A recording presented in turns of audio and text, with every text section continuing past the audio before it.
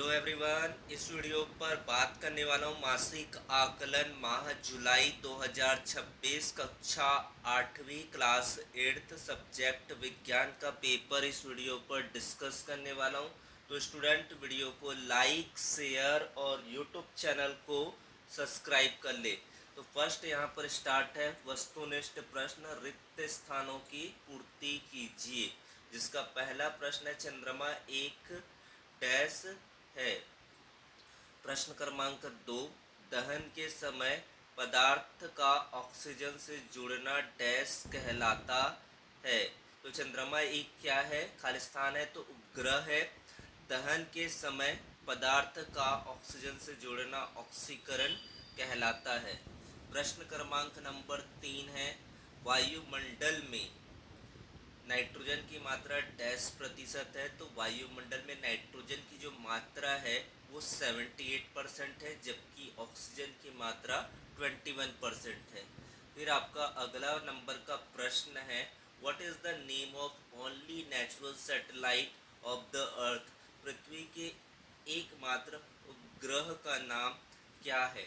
प्रश्न नंबर 5 है, निम्न में से कौन सा रासायनिक परिवर्तन है। बर्फ का पिघलना, दूध का खट्टा हो जाना, which of the following in a chemical change, melting of ice, souring of milk. फिर नेक्स्ट क्वेश्चन है, संश्लेषित रेशों के नाम लिखे। Write the names of the synthetic fibre. Short type of answer question, बहुत सारे तारे सूर्य से बड़े हैं पर वे छोटे क्यों दिखाई देते हैं। विद्युत प्लग थर्मो सेटिंग प्लास्टिक से क्यों बनाए जाते हैं। प्रश्न नंबर 9 है, दिन व रात कैसे होते हैं, सचित्र समझाइए। फिर आपका प्रोजेक्ट सेक्शन। प्रश्न नंबर 10, प्लास्टिक पर्यावरण प्रदूषण का कारण है, कोई दो उदाहरण द्वारा स्पष्ट कीजिए। अब आंसर यहाँ पर इसको समझते हैं। तो पहले का जो आंसर होगा, चंद्रमा एक प्राकृतिक उपग्रह यानी कि नेचुरल सैटेलाइट है। प्रश्न नंबर 2 का ऑक्सीजन का जुड़ना ऑक्सीकरण कहलाता है।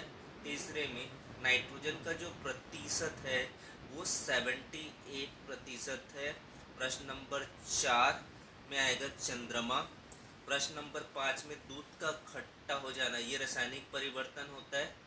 दूध में क्या होता है, जब बढ़ जाता है तो वो खट्टा हो जाता है, जिससे पीएच का मान बढ़ जाता है। फिर प्रश्न नंबर 6 का जो आंसर होगा, नायलॉन, रेयॉन, पॉलिएस्टर, एक्रेलिक आदि, ये है आपका सिंथेटिक फाइबर के नाम। प्रश्न नंबर 7, तारे पृथ्वी से बहुत अधिक दूरी पर स्थित है, इसलिए वे सूर्य जो पृथ्वी के अपेक्षाकृत करीब है से बहुत बड़े होने के बावजूद हमें अत्यंत छोटे दिखाई देते हैं। प्रश्न नंबर 8, थर्मोसेटिंग प्लास्टिक ऊष्मा और विद्युत के कुचालक होते हैं। ये गर्म होने पर पिघलते नहीं हैं और अपना आकार नहीं बदलते, इसलिए धारा और आग से बचाव के लिए विद्युत प्लग इनसे बनाए जाते हैं। प्रश्न नंबर 9, पृथ्वी अपने अक्ष पर घूमती घूर्णन करती है। पृथ्वी का जो भाग सूर्य के सामने होता है वहाँ सूर्य का प्रकाश पड़ता है, जिससे वहाँ दिन होता है। पृथ्वी का जो भाग सूर्य के विपरीत दिशा में छाया में होता है वहाँ प्रकाश नहीं पहुँचता है, जिससे वहाँ रात होती है। उसके लिए आपको चित्र भी बनाना है।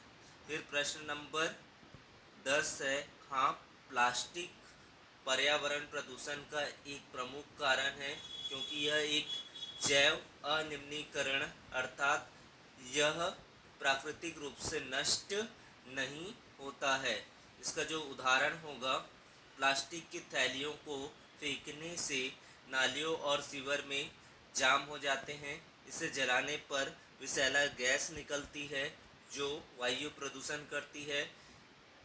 कचरे में फैली गई पॉलीथीन खाने से गाय आदि जानवरों की मृत्यु हो सकती है। तो इस तरीके से पूरा पेपर का सॉल्यूशन रहने वाला है। तो वीडियो को लाइक, शेयर और